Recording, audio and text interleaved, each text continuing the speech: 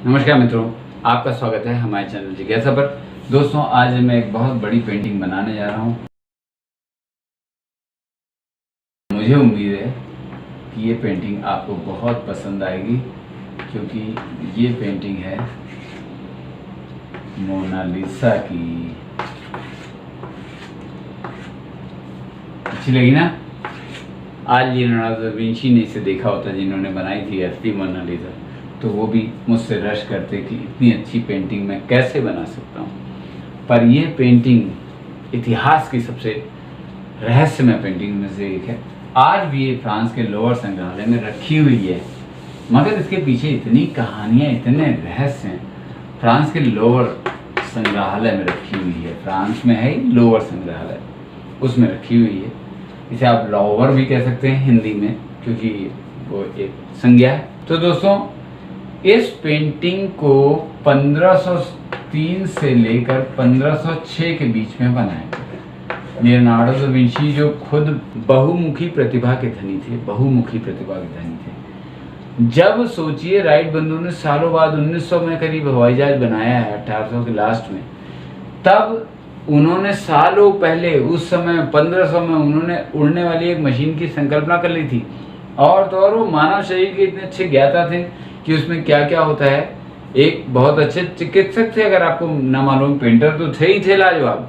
रात में जाके कब्रों से शवों को लेके आते थे, उनकी चीर फाड़ करते थे ताकि उनके शरीर की संरचना जान सकें। तो आज लियोनार्डो दा विंची के बारे में आप इतना शायद आपको ना पता हो, तो मैंने कहा आपको मैं बता दूं। पर मोनालिसा में ऐसा क्या था? ये 1503, उनके पति थे डेल फ्रांसेस्को, पूरा नाम डेल फ्रांसेस्को जियोगोंडा था दोस्तों, लेकिन हम डेल फ्रांसेस्को से काम चलाएंगे। डेल फ्रांसेस्को की पत्नी थी मोनालिसा। इन्होंने अपनी पेंटिंग बनवाने को कहा था, और लियोनार्डो तो बिल्कुल कि हाँ बनाऊंगा। 3 साल करीब वो लगे रहे इस पेंटिंग को बनाने में, और इस बीच में वो मोनालिसा पर कहा जाता है मोहित हो गए। अपने चित्र पर जो उन्होंने बनाया, अपना चित्र मोनालिसा का, उस पर उन्हें इतना अच्छा लगा कि उन्हें लगा कि मैं ही चित्र किसी को क्यों दूँ, ऐसा भाव उनके मन में आया। और उन्होंने हमेशा बहाना बनाते रहे फ्रांसेस्को से। तब मोनालिसा थी 24 साल की और लियोनार्डो दा विंची थे 51 साल के। मैंने विशेष रूप से आपको इसलिए बताया कि आपको ये मोहित होने वाला कॉन्सेप्ट कुछ अलग संदर्भ में ना लगे। वो मोहित हो गए थे, अब प्रेम में पड़े थे, अब मोहित हुए थे, ये भी अभी तक ऐसा क्लियर नहीं है। खैर, उसके बाद वो जहाँ जाते इस पेंटिंग को अपने साथ ले जाते थे। जहाँ जाते इस पेंटिंग को अपने साथ ले जाते। फ्रांसेस्को जब मांगते तो वो उन्हें टाल देते। 1511 में वो फ्रांस गए थे, तो फ्रांस के राजा ने 1511 में जब वहाँ गए थे फ्रांस, तो फ्रांस के राजा ने उन्हें कहा, लो भाई 1000 सोने की मुद्राएं, मुझे वो पेंटिंग दे दो। उन्हें रहने के लिए हवेली भी दी थी उसने, मगर उन्होंने वो पेंटिंग नहीं दी। 1519 में उनकी मृत्यु हो गई। तब तक ये पेंटिंग उनके ही कब्जे में रही, इतनी प्यारी थी। इस पेंटिंग में आप देखेंगे कि कहीं नाम नहीं लिखा हुआ है, कलाकार का कहीं नाम नहीं लिखा हुआ है। दरअसल इसलिए नाम नहीं लिखा हुआ है कि उस समय नाम और तिथि डालने का चलन नहीं था। अधिकतर वो चित्र उस समय जो बनते थे, तैली रंगों से बना हुआ चित्र है, तो उस समय अधिकतर नाम वगैरह लिखने का चलन नहीं था, इसलिए इस पेंटिंग में नाम भी नहीं लिखा हुआ। लेकिन जैसा मैंने कहा, इसके रहस्य कितने सारे शुरू हो जाते हैं। ये एक बार ये गायब हो गई थी, 450 सालों में ये 2 बार गायब हो गई थी। और क्या हुआ था, एक बार तो ये 1911 में गायब हुई थी। 1911 में 2 साल के लिए गायब हो गई। 2 साल बाद ये इटली में मिली, और आज तक ये भी रहस्य कहाँ गई थी, किसके पास मिली, कैसे गायब हुई थी, कुछ नहीं पता। जॉन एफ कैनेडी के एक समारोह के लिए तैयार करी गई थी, उस समय गायब हो गई थी। 26 दिनों तक इसका कुछ अता पता नहीं था। फिर कहाँ मिली, कैसे मिली, फ्रांस के संग्रहालय में वापस रखी गई।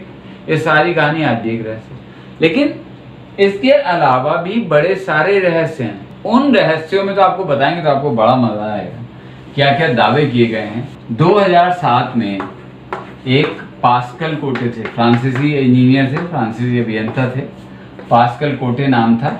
इन्होंने कहा जी, पहली बात ये मोनालिसा है ही नहीं, इसका नाम है, इस औरत का जो ये नाम दिख रहा है, ये है इसाबेला वहाँ के ड्यूक की पत्नी थी, फ्रांस के ड्यूक की पत्नी थी, उस फ्रांस के काफ़ी करीबी थे और वो अपने हस्बैंड से बहुत परेशान थी। ड्यूक मतलब जैसे भारत में नवाब होते हैं वैसे वहाँ ड्यूक हुआ करते थे फ्रांस में।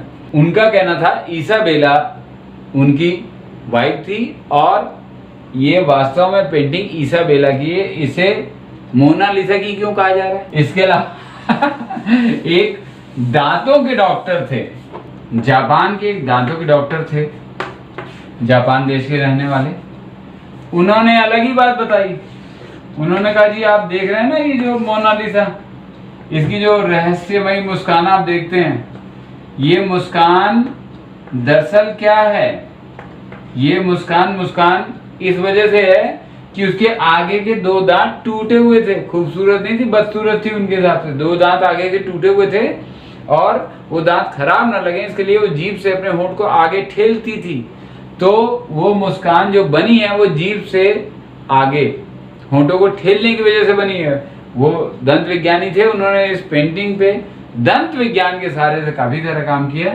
तो उन्होंने ये तथ्य बताया था। एक तथ्य और था कि इस पेंटिंग में आप देखेंगे तो भवें नहीं दिखेगी मोनालिसा की आपको, और बहुत हल्की सी लकीर ही दिखेगी, ना के बराबर।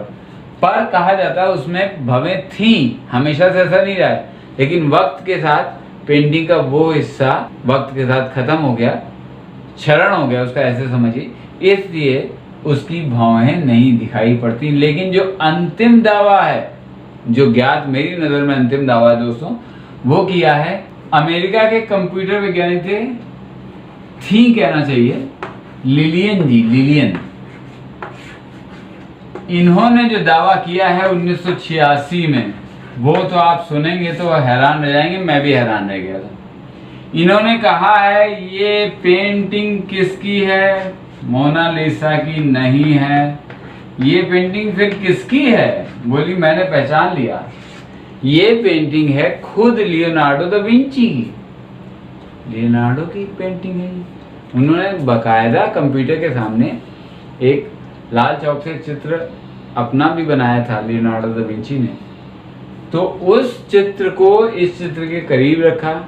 फिर इन्होंने मोनालिसा के चित्र में दाढ़ी मूछें लगाई, बड़े बाल हटाए और जैसा बालों का विन्यास उनका था वैसा करा। सब करके उन्हें पता लगा नहीं जी ये तो खुद लियोनार्डो है। उन्होंने कहा ये तो उनका सेल्फ पोर्ट्रेट है, आत्मचित्र है, ये तो मोनालिसा है ही नहीं। उन्होंने कहा अगर इसके बाल हटा दो, दाढ़ी मूछ लगा दो तो बन जाएंगी ये लियोनार्डो, और लियोनार्डो की दाढ़ी मूछ हटा दो और बाल लगा दो तो बन जाएगी मोनालिसा। तो ये तो खुद लियोनार्डो है। अब ये सत्य क्या है ये तो किसी को नहीं पता, लेकिन फिलहाल सच्चाई ये है कि ये पेंटिंग अपने रहस्य की वजह से दुनिया के सबसे बड़े संग्रहालय में, पेरिस के लोवर संग्रहालय में मैंने बताया आपको, रखी हुई है। और आज भी मोनालिसा की मुस्कान एक रहस्य रहेगी। लेकिन हमारा चैनल ऐसे रहस्यों के बारे में बात जरूर करता रहेगा। नाम जिज्ञासा इसे आप देखते रहिए। नमस्कार।